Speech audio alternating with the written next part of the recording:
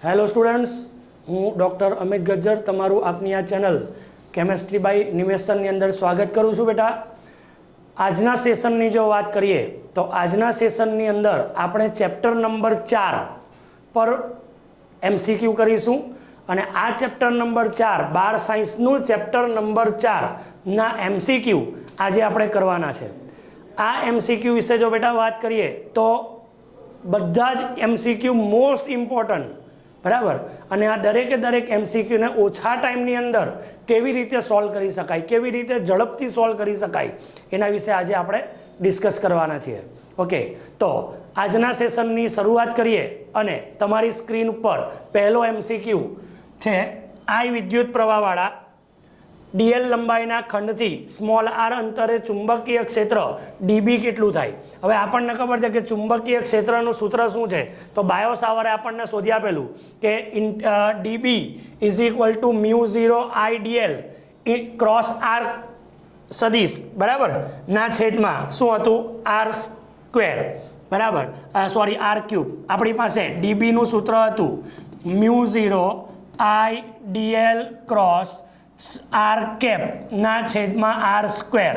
આવું સૂત્ર હતું જેને આપણે કેપ કાઢી નાખેલો તો IDL ક્રોસ r સદિશ ના છેદમાં r ક્યુબ. આ રીતનું સૂત્ર બનેલું હતું અને એના બેઝ ઉપર જો જોઈએ તો આપણો આન્સર મળશે આપણો ડી આન્સર.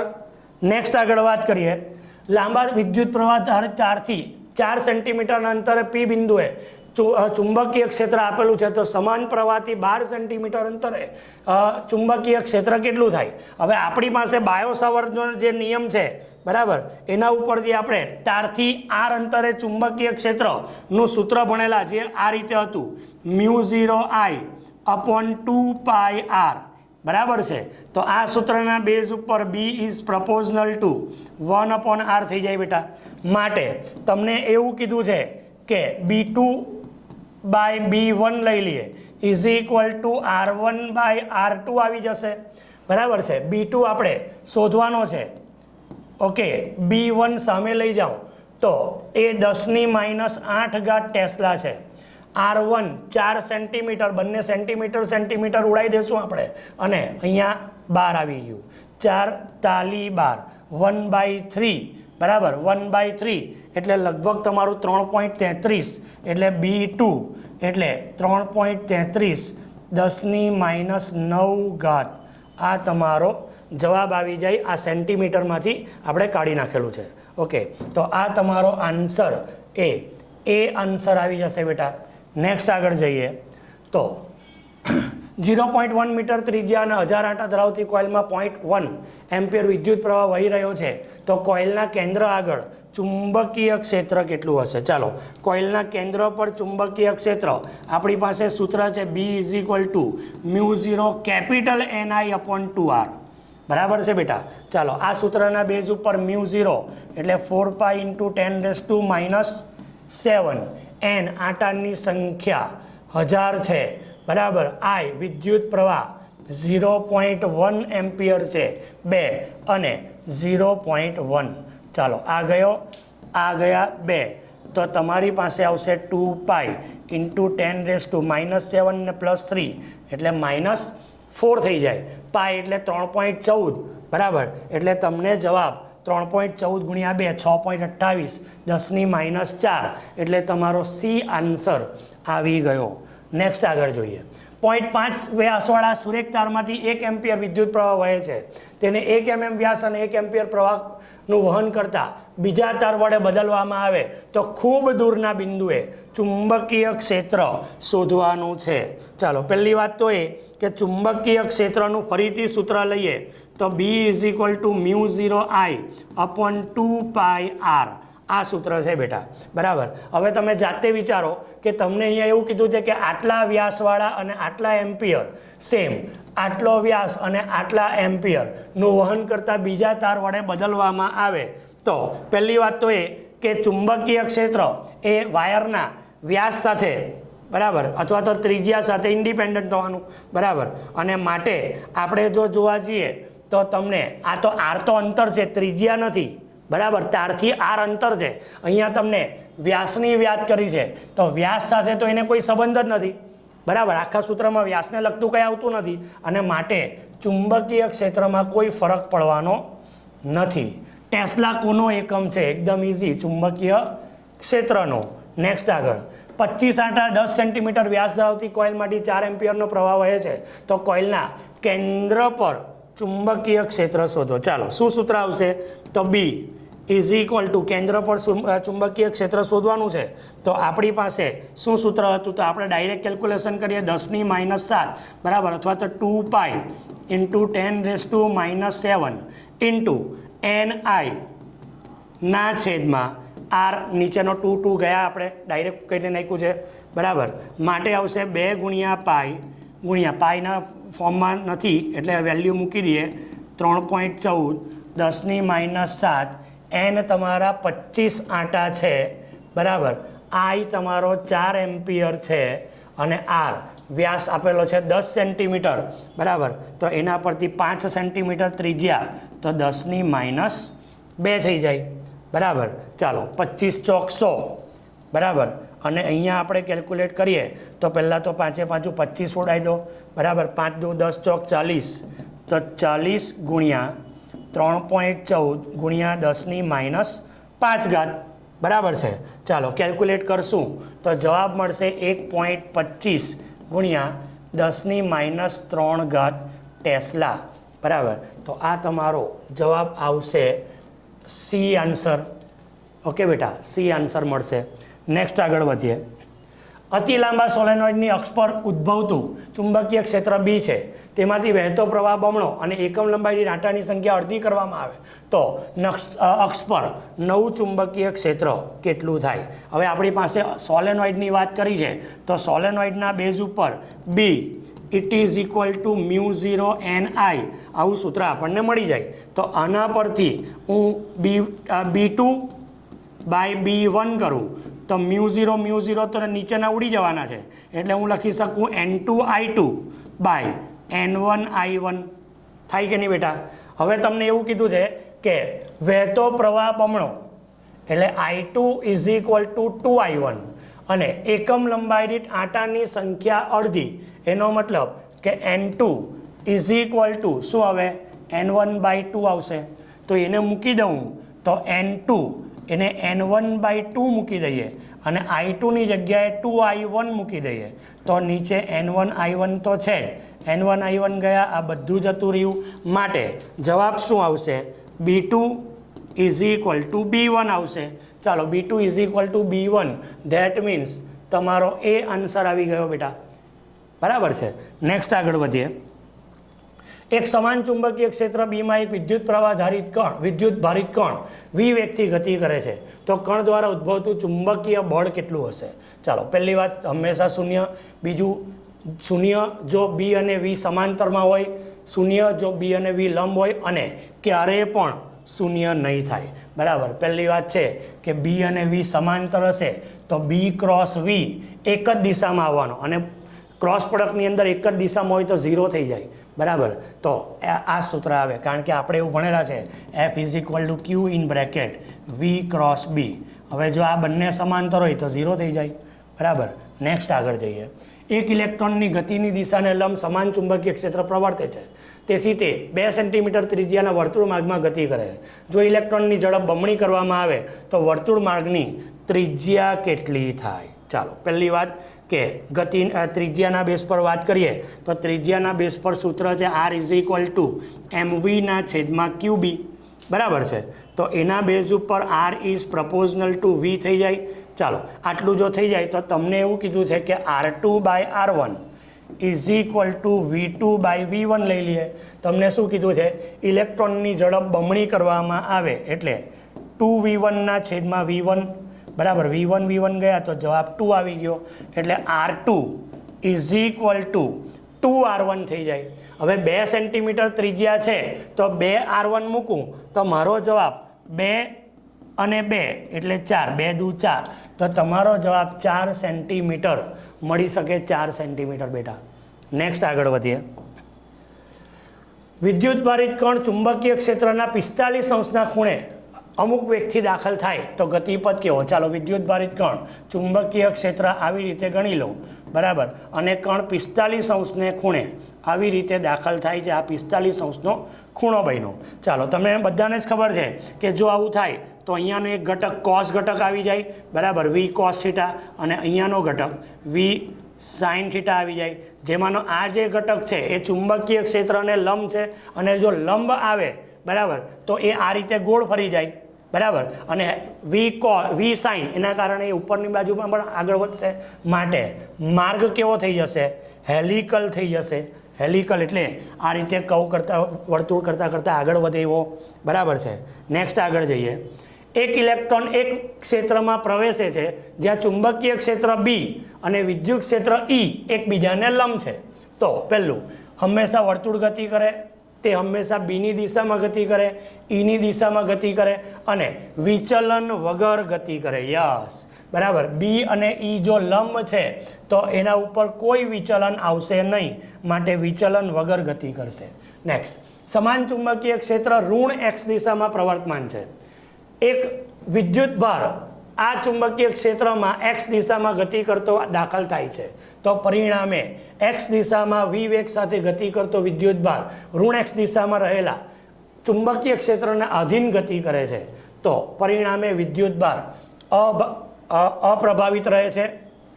વાયઝેડ સમતલમાં વર્તુળ માર્ગ પર ગતિ કરવા લાગશે, એક્સ સમતલમાં પ્રતિપ્રવેગ ગતિ કરે, અને એક્સ દિશાને અનુલક્ષીને હેલિકલ ગતિ કરે. યસ, કારણ કે માઇનસ એક્સમાં ક્ષેત્ર છે એ એક્સમાં જાય છે, બરાબર, એટલે એક્સ દિશાને અનુલક્ષીને તેની હેલિકલ ગતિ આવશે. નેક્સ્ટ, પૂર્વ તરફ ગતિ કરતો એક ધન વિદ્યુત ભારિત થયેલો કણ એક ઉપરની દિશામાં પ્રવર્તતા ચુંબકીય ક્ષેત્રમાં પ્રવેશે તો કણ શું થશે? ઉપરની દિશામાં વિચલન, વધતી ઝડપથી વર્તુળમય ગતિ કરે, ઝડપ બદલાયા વગર વર્તુળમય ગતિ કરે, અને પૂર્વ દિશામાં ગતિ કરે. ચાલો, અપ્રભાવિત, કારણ કે પૂર્વ દિશામાં ગતિ કરે, પૂર્વ દિશામાં એક ધન વિદ્યુત ભાર ગતિ કરે છે અને ચુંબકીય ક્ષેત્ર ઉપર લાગે છે, બરાબર, એટલે એ સીધો ટર્ન લઈને ઉપરની દિશામાં વિચલિત થઈ જશે, બરાબર. નેક્સ્ટ આગળ, એમ દળવાળો વિદ્યુત ભાર ક્યુ એક સમાન ચુંબકીય ક્ષેત્રમાં આર ત્રિજ્યાના વર્તુળ માર્ગ પર પરિક્રમણ કરે છે, તેની ઝડપ v છે, તો અચળ વિદ્યુત ભારના પરિક્રમણના અંતે ચુંબકીય ક્ષેત્ર વડે થતું કાર્ય પૂછેલું છે ભાઈ અહીંયા તો, બરાબર. ચાલો, કાર્ય કેવી રીતે શોધશું? તો આપણને ખબર છે કે W = F.D, બરાબર, અથવા તો FD cos થીટા.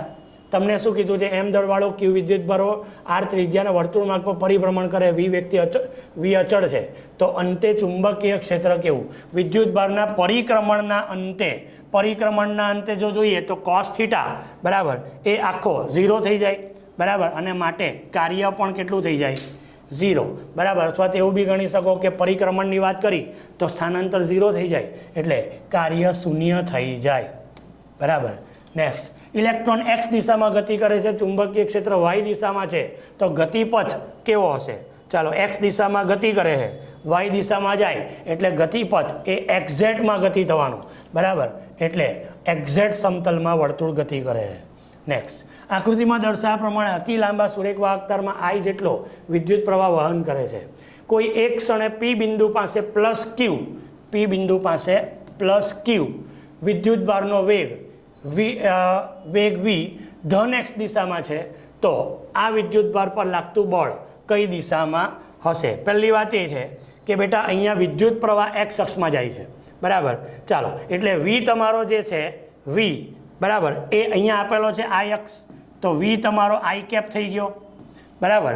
ચુંબકીય ક્ષેત્ર જે છે તે તમને મળવાનું છે, તમને લખેલું છે ચુંબકીય ક્ષેત્ર v ધન વેગમાં છે. ચુંબકીય ક્ષેત્ર જો જોવા જઈએ તો પ્રવાહની દિશા, એટલે એને લગતું જોઈએ તો આ રીતે અંદરની સાઈડ જોવાનું ચુંબકીય ક્ષેત્ર, એટલે ચુંબકીય ક્ષેત્ર એ તમારો કે કેપ, બરાબર, સોરી, અંદર એટલે જે કેપ, બરાબર, બી તમારો જે કેપમાં આવવાનો. ચાલો, વી આઈ કેપ છે, આ જે કેપ છે, એટલે તમારી પાસે F = Q v cross B, એના માટે જોઈએ તો આઈ કેપ અને અહીંયા જે કેપ, આ રીતે કેલ્ક્યુલેશન મળશે, બરાબર. અને માટે તમને ઇલેક્ટ્રોનની વાત કરી છે તો એના બેઝ ઉપર Q માઇનસ થવાનો, ઓકે. તો માટે તમારો જવાબ આવશે સમતલના બેઝ ઉપર જોઈએ તો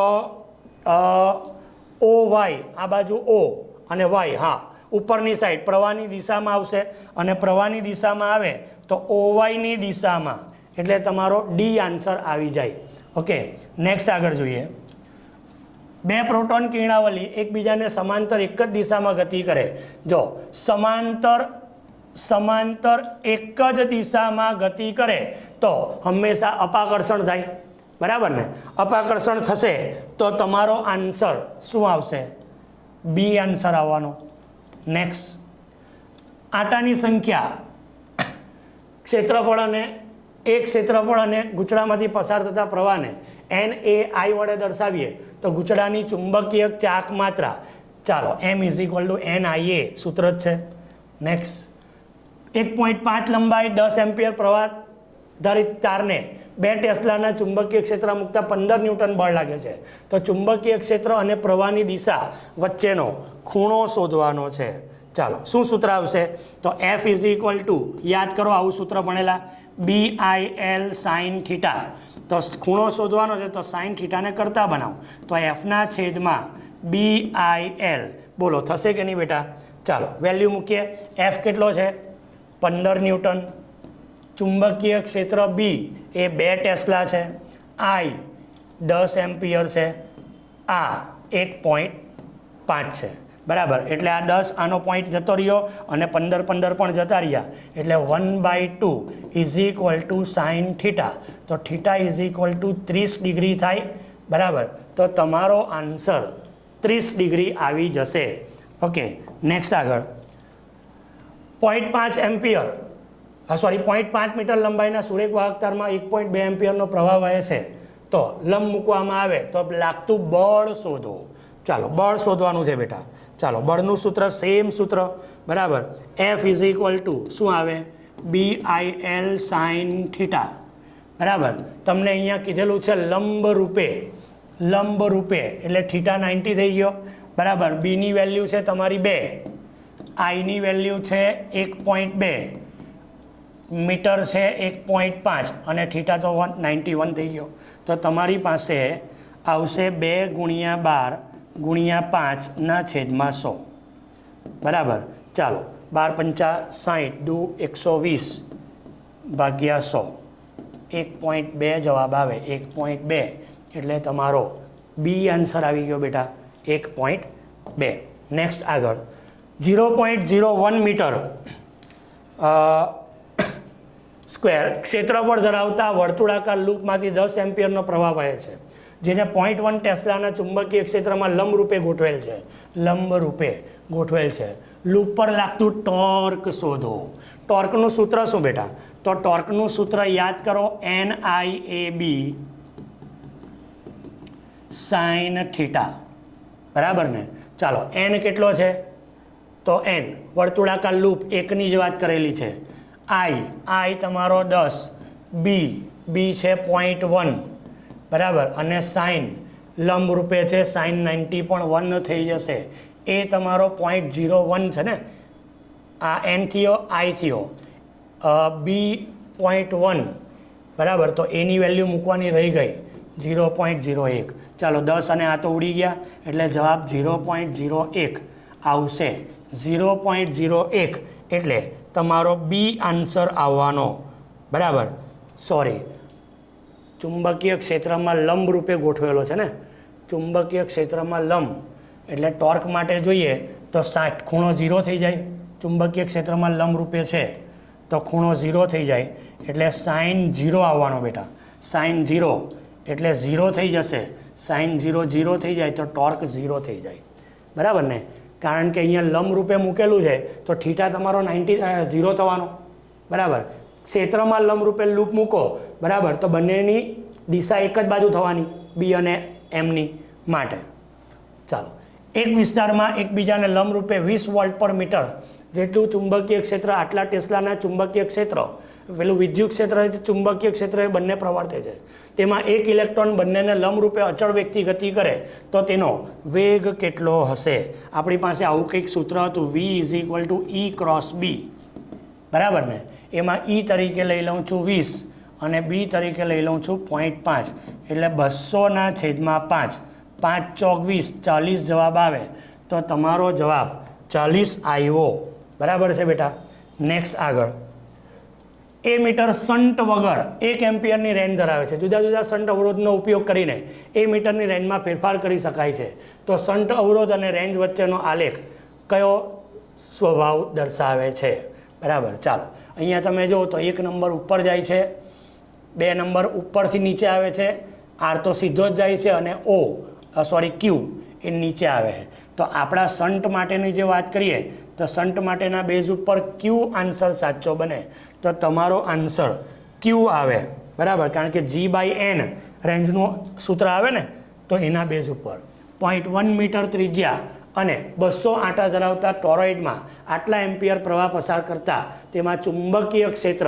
કેટલું થાય ચાલો ચુંબકીય ક્ષેત્રની વાત કરી આપણી પાસે સૂત્ર છે ટોરોઇડનું B = μ0 Ni અપોન ટોરોઇડ માટે 2πr આવી જાય બરાબર ને અહીંયા μ0 4π × 10⁻⁻7 n તમારા છે 500 I તમારો છે 0.5 છેદમાં 2π અને r ત્રિજ્યા 0.1 બરાબર અહીંયા 2π ગયા તો 2 રહેશે બરાબર પોઈન્ટ અહીંયાથી જતા રહ્યા 5 × 2500 ગુણ્યા 10⁻⁷ આવું થાય બરાબર ચાલો 2500 10⁻⁷ આ રીતનું કેલ્ક્યુલેશન આવે અને એ 25 દુ 50 એટલે 5000 અહીંયા ગુણ્યા 2 આગળનો રહી ગયો ને એવા 5000 ગુણ્યા 10⁻⁷ આપણે લઈ શકીએ બરાબર તો તમારો આન્સર કેટલો થાય આ 3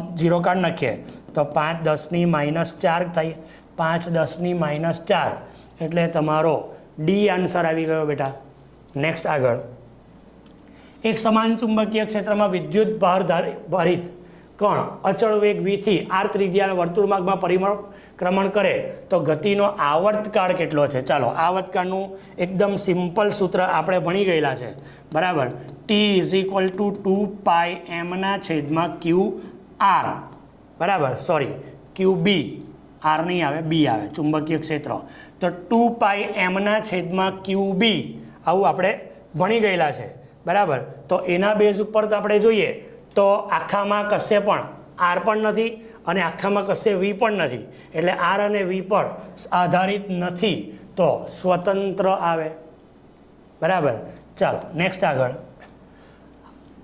આપેલા પ્રશ્નમાં વિધાન 1 અને વિધાન 2 આપેલ છે યોગ્ય વિકલ્પ પસંદ કરો પહેલું એ મીટરની જેમ રેન્જ વધે તેમ અવરોધ મોટો થાય બીજું એ મીટરની રેન્જ વધારવા માટે તેને સમાંતર વધારાનો શન્ટ જોડવો પડે બરાબર ચાલો શું કેલ્ક્યુલેશન આવશે ભાઈ તો આપણને ખબર છે કે એ મીટરની રેન્જ વધારવી હોય તો શન્ટ જોડવો પડે સમાંતરમાં ગેલ્વેનોમીટરની તો બરાબર જ વાત છે બરાબર તો આ આન્સર તો સાચો જ છે બરાબર પણ એ મીટરની જેમ રેન્જ વધે તેમ અવરોધ વધે એ વાત ખોટી છે બરાબર માટે એક સાચું બે સાચું સમજણ આપે છે એક સાચું બે સાચું ખોટું એક સાચું બે ખોટું એક ખોટું બે સાચું યસ આન્સર આવશે ડી આન્સર આવશે બરાબર બેટા નેક્સ્ટ આગળ એક લાંબી સુરેખ પાતળી દિવાલવાળી પાઇપમાંથી વિદ્યુત પ્રવાહ I વહે છે તો નીચેનામાંથી કયો વિધાન સાચો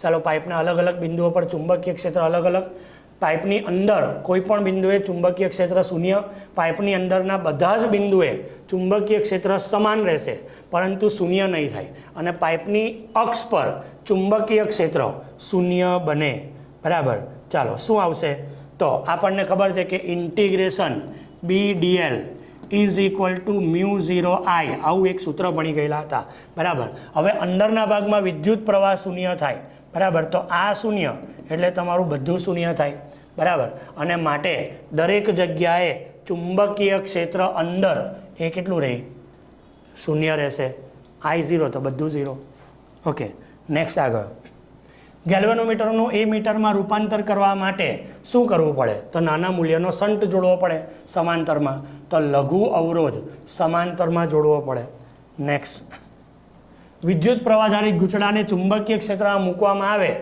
ત્યારે તેનું ભ્રમણ એવી રીતે થાય છે કે જેથી તેનું સમતલ ચુંબકીય ક્ષેત્ર સાથે 45ના ખૂણે, ચુંબકીય ક્ષેત્ર સાથે કોઈ પણ ખૂણે, ચુંબકીય ક્ષેત્રને સમાંતર અને ચુંબકીય ક્ષેત્રને લંબ, બરાબર. તો આપણને ખબર જ છે કે ભાઈ ચુંબકીય ક્ષેત્રમાં મૂકવામાં આવે અને જો ભ્રમણ કરે તો એ ચુંબકીય ક્ષેત્રને લંબ જ ગોઠવાય, બરાબર. નેક્સ્ટ આગળ, ઇલેક્ટ્રોન આટલા ટેસ્લાના ચુંબકીય ક્ષેત્રમાં લંબ આટલા વેગથી દાખલ થાય છે. જો તેનો વિશિષ્ટ વિદ્યુતભાર આટલો હોય તો વર્તુળમય ગતિની ત્રિજ્યા શોધો. ચાલો, વર્તુળમય ગતિની ત્રિજ્યાનું સૂત્ર શું? તો R = mv/QB છે ને, બરાબર. m ઇલેક્ટ્રોન માટે કેટલું આવે? તો mv/2QB. પણ અહીંયા તમને કંઈક કીધું છે કે ઇલેક્ટ્રોન આટલાના ક્ષેત્રમાં, એટલે બી આવી ગયો. અહીંયા ચુંબકીય ક્ષેત્રના લંબ આટલાના વેગથી દાખલ કરે. વિશિષ્ટ વિદ્યુતભાર એટલે E/m નો રેશિયો એ તમને આટલો આપેલો છે, બરાબર. અને E/m નો રેશિયો અહીંયા ક્યુની જગ્યાએ આપણે લખી દઈએ mv/EB. તો E/m વેગ તમારો કેટલો છે?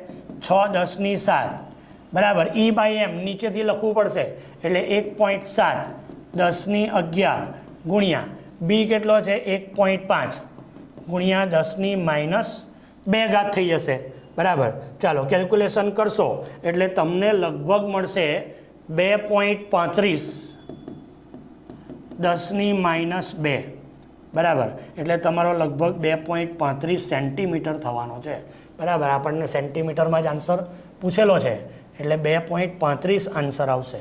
નેક્સ્ટ, એકબીજાને સમાંતર રહેલા વિદ્યુત તંત્ર અને ચુંબકીય તંત્રમાં સ્થિર વિદ્યુતભાર મુક્ત કરતા તેનો ગતિપથ કેવો હશે? એકદમ ઇઝી છે. વિદ્યુત ક્ષેત્ર પણ આ બાજુ છે, ચુંબકીય ક્ષેત્ર પણ આ બાજુ છે, તો ગતિપથ એ જ દિશામાં હોવાનો, એનો મતલબ સુરેખ હોવાનો, બરાબર. આ તો ઘણીવાર આવી ચૂકેલું છે. નેક્સ્ટ, 2 મીટર ત્રિજ્યાના 4 તારમાંથી PQRS લૂપ બનાવી છે. તો તેને નિયમિત ચુંબકીય ક્ષેત્રમાં મૂકવામાં આવે તો તેમાંથી સમાન પ્રવાહ પસાર કરતા કઈ લૂપનો ટોર્ક વધારે હશે? એકદમ ઇઝી છે. આ લૂપ માટે જો જોઈએ તો એની પરિમિતિ સૌથી વધારે હોવાની, અને પરિમિતિ વધારે હશે તો ટોર્ક વધારે હોવાનો, માટે આન્સર આવી જશે એસ આન્સર. નેક્સ્ટ, એક લાંબા સીધા તારમાંથી 35 એમ્પિયરનો પ્રવાહ વહે છે. તારમાંથી 20 સેન્ટીમીટર અંતરે કોઈ બિંદુ પાસે ચુંબકીય ક્ષેત્ર બી કેટલો હશે? ચાલો, ચુંબકીય ક્ષેત્ર બીની વાત કરી છે. આપણી પાસે સૂત્ર છે તારથી આર અંતરે, સૂત્ર છે μ0I/2πr, બરાબર છે બેટા. તો 4π × 10⁻⁷ I તમારો છે 35 એમ્પિયર ના છેદમાં 2π, અને આર અંતર કેટલો છે? 20 સેન્ટીમીટર, એટલે 20 10⁻2. 2π ગયા, 2 થઈ ગયા, 2 દાન 10 થઈ ગયા, બરાબર. એટલે 3.5 ગુણ્યા 10⁻7, 3.5 10⁻7, બરાબર આવે છે કે કશે આપણી ભૂલ છે? હા, અહીંયા -7 ને -2, બરાબર. એટલે તમારો -5 થવાનો, બરાબર. 3.5 10⁻5 એટલે આપણો સી આન્સર આવવાનો છે. ઓકે, નેક્સ્ટ આગળ જોઈએ. 0.15 ટેસ્લાના નિયમિત ચુંબકીય ક્ષેત્ર સાથે 30° કોણ બનાવતી દિશામાં રહેલા તારમાંથી 8 એમ્પિયરનો પ્રવાહ વધે છે. તો આ તાર પર એકમ લંબાઈ દીઠ લાગતા ચુંબકીય બળનું સૂત્ર શોધવાનું છે. ચાલો, આપણને ખબર છે કે F = BIL sin θ સૂત્ર છે ને બેટા, બરાબર. ચાલો, તો એના બેઝ ઉપર બી કેટલો છે? 0.15, બરાબર. I કેટલો છે? 8 એમ્પિયર. L કેટલો છે? તો એકમ લંબાઈ એટલે આ ભાગને હું નીચે લઈ જવા તો F/L થઈ જશે, બરાબર. અને થીટા છે sin 30 એટલે અડધો થઈ જાય, બરાબર. ચાલો, તો આ તમારા 2 ચોગાંઠ 15 ચોકું 60, 0.60 જવાબ આવવાનો છે, બરાબર. અને 0.60 આન્સર આવે એટલે તમારો 0.6 બી આન્સર થઈ ગયો, બરાબર. નેક્સ્ટ આગળ વધીએ. 30 સેન્ટીમીટર લંબાઈના તારમાંથી 10 એમ્પિયર વિદ્યુત પ્રવાહ પસાર થાય છે, જેને એક સોલેનોઇડમાં તેની અક્ષને લંબ મૂકેલ છે. સોલેનોઇડની અંદર ચુંબકીય ક્ષેત્ર આટલું છે, તો તાર પર ચુંબકીય બળ શોધવાનું છે. ચાલો, તાર પર ચુંબકીય બળનું સૂત્ર શું આવે? 3 સેન્ટીમીટર લંબાઈ છે તો ફરીથી એ જ સૂત્ર F = BIL સાઇન થીટા આવી ગયો, બરાબર. ચાલો અહીંયા શું કરશું, તમને તાર પર ચુંબકીય બળ શોધવાનું છે, તો F ઇઝ ઇક્વલ ટુ બી. બી તમારો કેટલો છે 0.27, બરાબર. આઈ તારમાંથી 10 એમ્પિયરનો પ્રવાહ વહે છે. એલ 3 સેન્ટીમીટર એટલે 10⁻³ થઈ ગયા, બરાબર. લંબ રૂપે sin 91 થઈ ગયો, બરાબર છે. આટલું કેલ્ક્યુલેશન આવ્યું તો તમને 27×81, બરાબર. એટલે તમારો જવાબ લગભગ આવી જાય 8.1 10⁻². 8.1 10⁻², એટલે તમારો સી આન્સર બની જવાનો છે.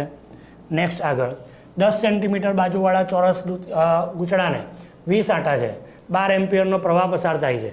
ગૂંચળું શિરોલંબ લટકાવેલું છે અને સમતલને લંબ 0.80 ટેસ્લાનું ચુંબકીય ક્ષેત્ર નિયમિત ચુંબકીય ક્ષેત્ર સાથે તે 30° કોણ બનાવે છે. તો ગૂંચળું કેટલા મૂલ્યનું ટોર્ક અનુભવશે?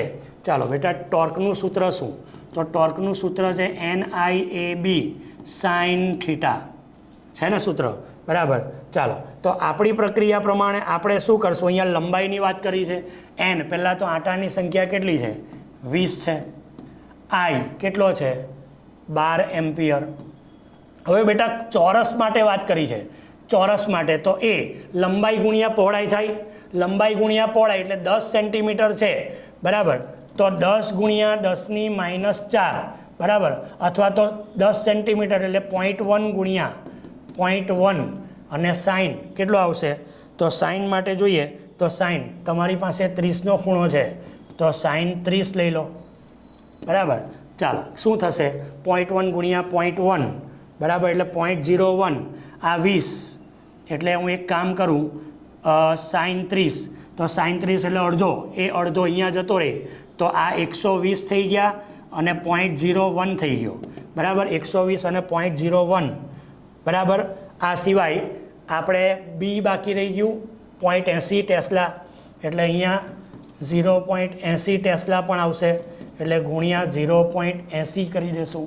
આ ચુંબકીય ક્ષેત્ર મૂકવાનું રહી ગયેલું હતું, બરાબર. તો તમારો જવાબ 0.96 આવશે અને 0.96 એટલે બી આન્સર આવવાનો, બરાબર. 0.96. નેક્સ્ટ આગળ 15 સેન્ટીમીટર જેટલી સરેરાશ ત્રિજ્યાના રોલેન્ડ રિંગના 800 જેટલી સાપેક્ષ પરમિએબિલિટી ધરાવતા કોર પર તારના 3500 આંટા વીંટાળેલા છે.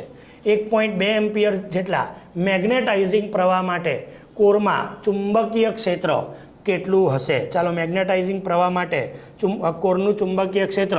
હવે આપણે B is equal to Rowland રિંગની વાત કરી તો બી ઇઝ ઇક્વલ ટુ સૂત્ર શું છે? μ0, માધ્યમ માટે જોઈએ તો μNI ના છેદમાં શું આવે? તો 2πr. રિંગ છે તો આ એક પ્રકારનું ટોરોઇડ જ બનવાનું કે નહીં? હવે આપણને ખબર છે કે μ/μ0 ઇઝ ઇક્વલ ટુ μr, તો એના બેઝ ઉપર મ્યુને કરતાં બનાવો તો μ0 ઇન્ટુ μr આવી જાય. માટે B is equal to μ0 into μr NI ના છેદમાં 2πr બની શકે, બરાબર. ચાલો બધાની વેલ્યુ મૂકી દો તો તમારી પાસે μ0 4π ઇન્ટુ 10⁻⁷, μr સાપેક્ષ પરમિએબિલિટી 800 છે, બરાબર. પછી n આંટાની સંખ્યા કેટલી આપેલી છે? તારના 3500 આંટા છે, 3500 આંટા. આઈ વિદ્યુત પ્રવાહ કેટલો છે? 1.2 એમ્પિયર છે અને 2π, બરાબર. અને આટલી સરેરાશ ત્રિજ્યા એટલે 15⁻²થઈ જશે બેટા.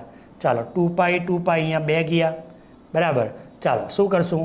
15નું કેલ્ક્યુલેશન કરો એટલે તમારી પાસે જવાબ આખો આવશે. તમારો આન્સર આવશે લગભગ 4ની આસપાસ, એટલે 4.48, બરાબર. 4.48 જવાબ આવશે, જે તમારો સી આન્સર આપશે 4.48. નેક્સ્ટ આગળ જોઈએ. 1 mm ત્રિજ્યા ધરાવતા એક લાંબા સોલેનોઇડને પ્રતિ mm 1000 આંટા છે. જો સોલેનોઇડમાંથી 1 એમ્પિયરનો પ્રવાહ પસાર થતો હોય તો સોલેનોઇડના કેન્દ્ર આગળ ચુંબકીય ક્ષેત્રની તીવ્રતા તમારે શોધવાની છે. ચાલો બી ઇઝ ઇક્વલ ટુ સોલેનોઇડની વાત કરી તો મ્યુ 0 ni/L સૂત્ર આવે, બરાબર.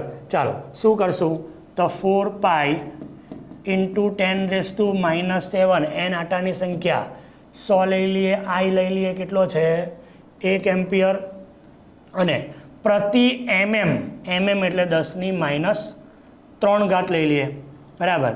તો તમારું કેલ્ક્યુલેશન આવશે આ 3 ઉપર જાય એટલે 3 ને 2 5 એટલે 4 pi ઇન્ટુ 10⁻5 જાય એટલે -2 થઈ જાય, બરાબર ને. 4 pi ઇન્ટુ 10⁻², બરાબર. આટલું કેલ્ક્યુલેશન આવી શકે, બરાબર. 100 આ 100 10⁻³ ઉપર જાય એટલે 3 ને 2 5 -2 4 pi ઇન્ટુ 10⁻², તમારો ડી આન્સર આવી જાય, બરાબર છે. ડી આન્સર બનશે. ઓકે, ચાલો આગળ વાત કરીએ. નેક્સ્ટ વાત કરીએ 4 pi 3.14 3 ચોક 12, બરાબર.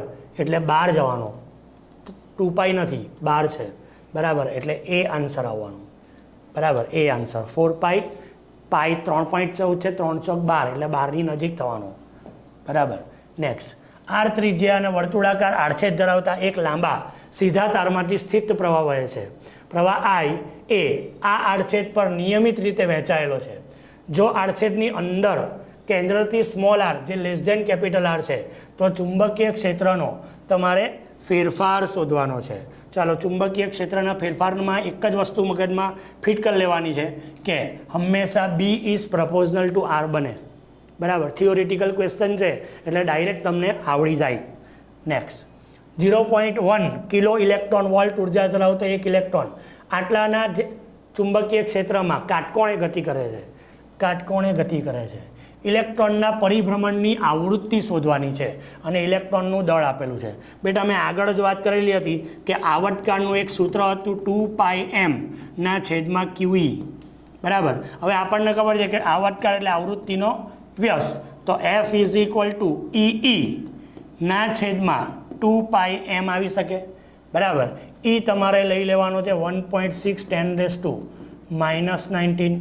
કેપિટલ E વિદ્યુત ક્ષેત્ર, બરાબર. એ તમને કઈ રીતે મળશે તો તમને મળશે આટલા વેબર પર મીટર સ્ક્વેર, બરાબર. તો એના બેઝ ઉપર તમે કરી શકશો QB, બરાબર. અહીંયા બીનું ફોર્મ લખી શકાય, બરાબર. EB આવતું હતું તો B તમારો છે 1×10⁻⁴, બરાબર. નીચે 2 pi ને 2 પાઈના ફોર્મ નથી રાખવાનું એટલે 3.14 કરી દઈએ, અને M 9×10⁻31 આવું કેલ્ક્યુલેશન બેસશે. તો અહીંયા 16 2 8 તો 0.8નું કેલ્ક્યુલેશન આવ્યું, બરાબર. અને એના બેઝ ઉપર આપણે જો આન્સર લાવીએ તો તમને મળવો જોઈએ 2.8 10⁶, 2.8 10⁶, એટલે તમારો સી આન્સર આવી જાય, બરાબર. નેક્સ્ટ આગળ વધીએ. ઈ વિદ્યુત ભાર ધરાવતો ઇલેક્ટ્રોન V વેગથી ધન X દિશામાં ગતિ કરે છે. ચુંબકીય ક્ષેત્ર તેના પર ધન Y દિશામાં લાગુ પડે છે. ઇલેક્ટ્રોન પર બળ કઈ દિશામાં કાર્ય કરશે? જ્યાં બહાર તરફની દિશા ધન Z તરીકે લેવામાં આવે છે. ભાઈ આ પ્રોસેસ, આ દરેક બળની ડાયરેક્શન આપણે આગળના કન્સેપ્ટમાં જોઈ ગયા છે ઓલરેડી, બરાબર. અને આગળના કન્સેપ્ટમાં જોવાથી આપણને ખબર છે કે V વેગથી ધન X દિશામાં દાખલ થાય છે, બરાબર. તો ચુંબકીય ક્ષેત્ર ઋણ Z દિશામાં મળવાનું, બરાબર. એટલે આન્સર તમારો ડી આન્સર આવે. એક પ્રોટોન ચુંબકીય ક્ષેત્રમાં લંબ V વેગથી દાખલ થાય છે, આવર્તકાળ T છે. પ્રોટોન 2V વેગથી દાખલ થાય તો આવર્તકાળ કેટલો થાય? ફરીથી એ જ વાત કે આવર્તકાળનું સૂત્ર 2πm/QB, બરાબર. હવે તમે જો કે વેગમાં ચેન્જ થાય છે, વેગમાં ચેન્જ થાય છે, પણ આપણા સૂત્રમાં તો વેગને લગતું કંઈ છે જ નહીં, બરાબર. અને વેગને લગતું કંઈ છે જ નહીં તો આવર્તકાળ તો જેટલો હતો એટલો ને એટલો જ રહેવાનો, બરાબર. કારણ કે આવર્તકાળ વેગથી સ્વતંત્ર થઈ ગયું.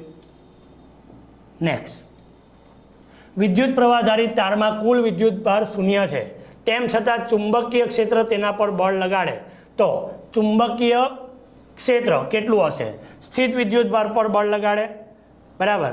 બીજું, ગતિમાન વિદ્યુત ભાર પર બળ લગાડે, માત્ર ધન વિદ્યુત ભાર પર બળ લગાડે અને માત્ર ઋણ વિદ્યુત ભાર પર બળ લગાડે. પહેલી વાત કે એફ ઇઝ ઇક્વલ ટુ સૂત્ર હતું Q in bracket V cross B, બરાબર. હવે ચુંબકીય બળ ત્યારે લાગે જ્યારે આ બંને લંબ હોવાના છે, અને લંબ હશે એનો મતલબ કે ગતિમાં હશે, વી હશે તો જ એફ હશે. એનો મતલબ કે ગતિમાન વિદ્યુત ભાર હોય તો જ બળ લાગવાનું છે, બરાબર. નેક્સ્ટ આગળ વધીએ. વિદ્યુત ભારિત કણની ગતિનો ઉપયોગ તેને ચોક્કસ વિસ્તારમાં કઈ રીતે ફેંકીને ચુંબકીય ક્ષેત્ર અને વિદ્યુત ક્ષેત્ર વચ્ચેની ઓળખ કરવામાં આવે છે તેના પર થાય છે. તો પહેલું તે ક્ષેત્રને લંબ હશે, બીજું ક્ષેત્રને સમાંતર હશે, ત્રીજું વિરુદ્ધ દિશામાં હશે, અને ચોથું અલગ ઝડપ સાથે ગતિ કરશે. આપણને ખબર છે કે ભાઈ બધા ઈ અને વી વિરુદ્ધ દિશાની પ્રક્રિયા કરતા હશે તો જ એની સાચી ઓળખ થઈ શકશે. નેક્સ્ટ, સાયક્લોટ્રોનની દોલન આવૃત્તિ આપેલી છે. પ્રોટોનને પ્રવેગિત કરવા માટે ચુંબકીય બળનું વેલ્યુ કેટલી થાય, બરાબર. પહેલી વાત છે કે તમને દોલનની આવૃત્તિ આપેલી છે, તો આપણી પાસે આવર્તકાળનું સૂત્ર છે 2πm/QB, બરાબર. તમને કીધું છે ચુંબકીય બળ ખાલી જગ્યા ટેસ્લા હોવું જોઈએ, બરાબર. તો ચુંબકીય બળ શોધવા માટે આપણે શું કરીએ? પ્રોટોનને પ્રવેગિત કરવા માટે ચુંબકીય બળના કેલ્ક્યુલેશન કરીએ તો આપણી પાસે સૂત્ર આવવાનું છે એફ, અને પહેલાં ઊંધું કરી દઈએ એટલે QB/2πm થશે બેટા, બરાબર. બી શોધી લઈએ, બીને કરતા બનાવીએ તો 2πmf/Q, બરાબર. ચાલો 2π3.14 એમ તમારો છે પ્રોટોન છે ને, બરાબર. એટલે 1.67 10⁻27, બરાબર. એફ છે 10 મેગા એટલે 10⁻6 એટલે 10⁻7 કરી લઉં, અને ક્યુ 1.6 10⁻⁻19 કુલમ આટલું લઈ શકીએ છીએ આપણે. તો તમારો જવાબ આવશે 0.65. 0.65 એવો કઈ આન્સર છે? યસ, 0.65 છે, બરાબર. બીજી વાત, અહીંયા ચુંબકીય બળ નથી, આન્સર ટેસ્લામાં છે, એટલે આ ચુંબકીય બળ નહીં આવે, ચુંબકીય ક્ષેત્ર આવશે, બરાબર. તો ચુંબકીય ક્ષેત્ર આપણે શોધ્યું એટલે સાચો આન્સર મળ્યો, બરાબર.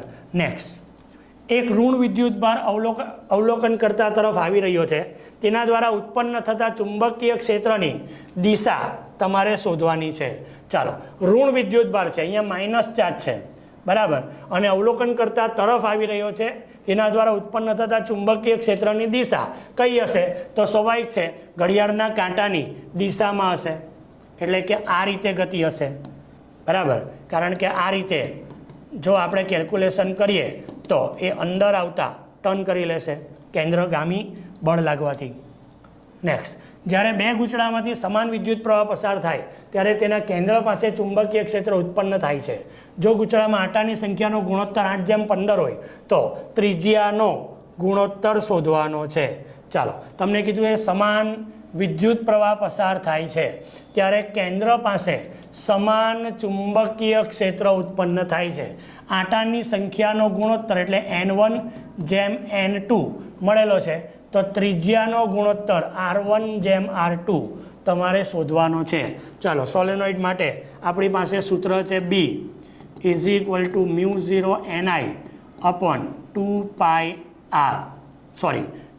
μ0ni. સોલેનોઇડ માટે તો ખાલી આવશે 2R, બરાબર છે. તો આના બેઝ ઉપર B અચળ, μ0 અચળ, આંટા તો આપેલા છે, સમાન વિદ્યુત પ્રવાહ I અચળ, 2 અચળ, બરાબર. તો હું એવું કહી શકું કે N ઇઝ પ્રપોઝનલ ટુ R, બરાબર.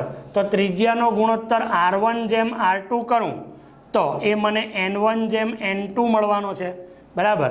અને એ તમારો 8/15 રહેવાનો છે. તો 8/15 એટલે તમારો સી આન્સર આવી જવાનો, સી આન્સર. નેક્સ્ટ આગળ, ટોરોઇડમાં એકમ લંબાઈની આંટાની સંખ્યા આટલી છે, એનો મતલબ કે આ સ્મોલ n આપેલો છે, બરાબર. વિદ્યુત પ્રવાહ આપેલો છે I, અંદરની બાજુએ ચુંબકીય ક્ષેત્ર કેટલું હશે? ચાલો, સૂત્ર શું આવે? B = μ0 ni, બરાબર. ચુંબકીય ક્ષેત્ર 4π × 10⁻⁻7, આંટાની સંખ્યા 1000 લઈ લઈએ, બરાબર. I 1/4π ગયા તો 10⁻3 બી આન્સર આવી જશે 10⁻³ બરાબર. કેમ?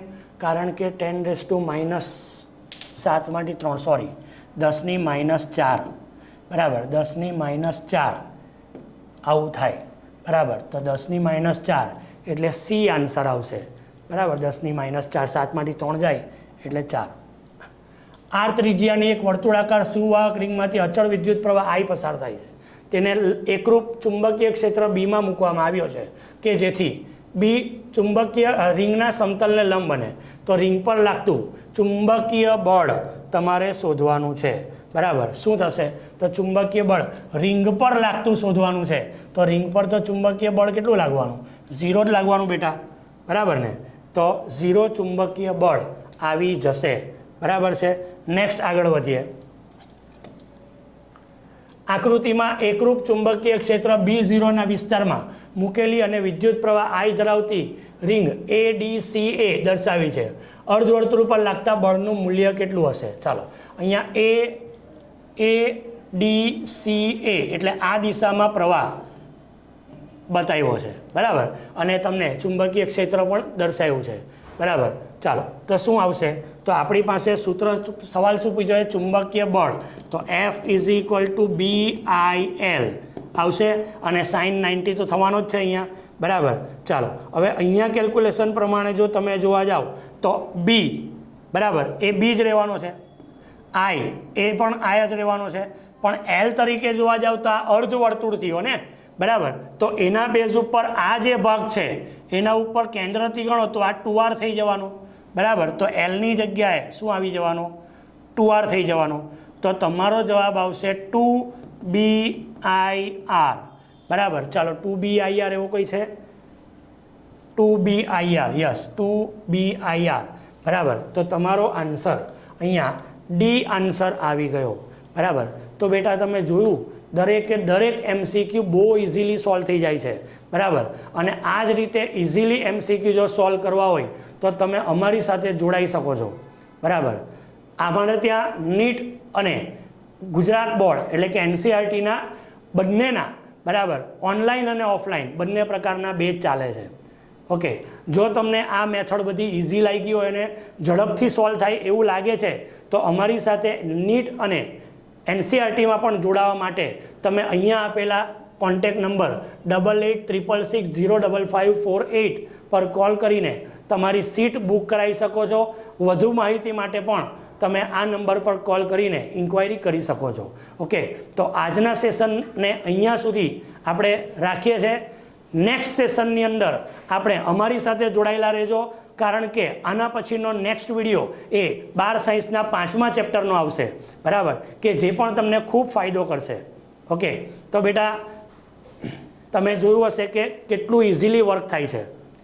ચાલો તો વિદ્યાર્થી મિત્રો આજનો સેશન કેવો લાગ્યો છે ફટાફટ જોરદાર કોમેન્ટ કરી દો. દરેક વિદ્યાર્થી મિત્રોની કોમેન્ટ હોવી જોઈએ. ગઈકાલના સેશનમાં સર જોઈ ઘણા બધા વિદ્યાર્થીઓની સારી કોમેન્ટો છે. તો વિદ્યાર્થી મિત્રો આજના સેશનમાં પણ તમારે કોમેન્ટ કરીને જણાવવું છે આજનો આ સેશન તમને કેવો લાગ્યો છે અને નેક્સ્ટ સેશન સરે તમને કહી દીધું છે ક્રમશઃ આના પછીના ચેપ્ટરનો પણ વિડિયોઝ તમને આપણી ચેનલ પર દોસ્તો મળી રહેવાનો છે. તો ખાસ વિડિયોને લાઈક કરી દેજો, ચેનલને સબસ્ક્રાઇબ કરી બેલ આઇકન બટન પર ઓલ નોટિફિકેશન ઓન કરી દેશો જેથી દરેક અપડેટ સમયસર તમારા સુધી પહોંચતી રહે. ચાલો તો આજના સેશન આપણે અહીંયા એન્ડ કરીએ. મળીએ નેક્સ્ટ સેશનમાં. ત્યાં સુધી બાય બાય, આવજો.